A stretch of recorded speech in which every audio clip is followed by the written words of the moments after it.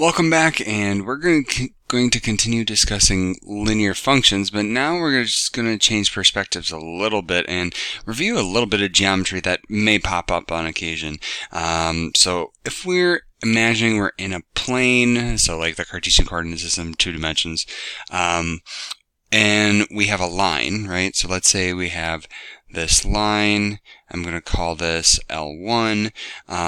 We can always we can always construct a line that is parallel to it, for example. And you did this way back in high school when you were, you got the compass and protractors out, and you had to make all these arcs and stuff. And we're not going to do that, but we're just going to say we're going to look at it from an algebraic perspective and say, okay, well, yep, we can certainly make another line, call this L2, that is parallel. And so all we would say is L2 is parallel to L1. And so this shorthand notation here, that just means parallel. Okay, and just as we can make a line that's parallel, we can make a line that is perpendicular. And so the idea with perpendicular is that you make a line so we're going to call this L3, such that when L3 intersects L1, it would intersect at a right angle. So this is our way to communicate a right angle graphically, but a right angle just means that it's 90 degrees. Okay, so again, we would say L3 is perpendicular to L1, and again, this symbol here just means it's shorthand for perpendicular. Okay, so parallel, I guess the idea of parallel is that they are the same distance apart from along their entire length, and that's what the definition here says. And then for perpendicular, they would meet at exactly one point, and at the intersection point, they create a right angle. So that's the definition. Okay, but then now I said we were going to take an algebraic spin on it. Well, we need to figure that out. Let's say for a moment that L1 has slope m1. Okay, if we have L2 that is parallel to it, L2, what can we say about that line? Well, certainly, like if we're imagining like a Cartesian coordinate system here, their vertical intercepts are going to be different, right? So their b's are going to be the same if we're thinking about slope-intercept form, but in terms of their slope should actually be the same, because we notice that if they are parallel, the change in x's should be the same, and the change in y should be the same.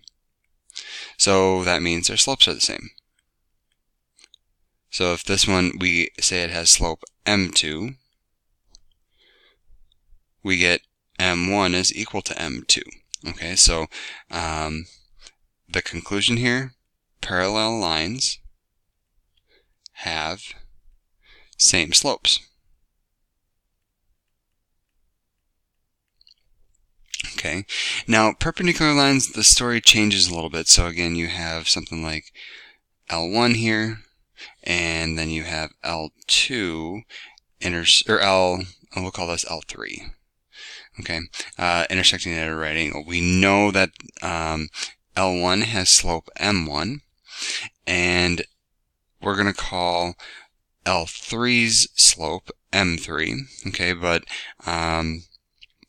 we actually don't know right now how to represent their slopes in terms of one another or mathematically. There is a tool, there is a way to prove it, but the easiest way to prove it, we don't have the necessary skills for yet. So we're just going to have to take it as a fact right now that when we have perpendicular slopes, we can say m2 is going to be the negative reciprocal of m1.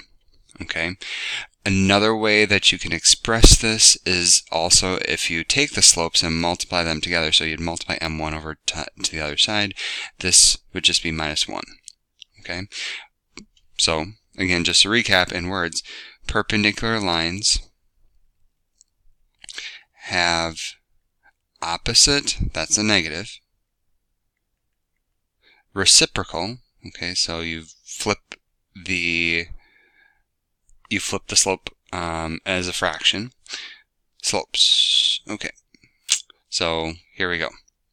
Let's see this in action. So we have a line, okay, and we want to construct a line that passes through this given point. So we're given a point, we just need to figure out what the slope is, right? That is parallel and perpendicular. Well, okay, that's fine, but I would like to know the slope of this original line. If I call this L1, I want to know what its slope is. So let's maybe do a little bit of algebra to simplify this. So we have 2x minus 4y is equal to 8. Okay, subtract 2x and then divide by 4, or negative 4. I'm going to end up with, and you can verify, 1/2 x minus 2. Okay, so then this means that the slope is 1/2. Okay, now my job is really easy. For the first part, I know that for parallel, the slope that I'm using has to be the same, so that's 1/2. So then the line I can just simply write as y minus 2 using point slope form is equal to 1/2 x minus 1. And here it just said construct a line. It didn't say any, or like all the forms and blah, whatever. So this is enough. Similarly for double I just need to identify the slope because I know the point already. And now here, this needs to be the opposite reciprocal. Okay, so this would be the opposite, negative, reciprocal. So the reciprocal would just be flipping numerator and denominator, so really this is just a minus 2 slope. Now that I have the slope, I construct the line. Y minus 2 is equal to, negative 2 x minus 1. And I'm done. Okay, so key points here.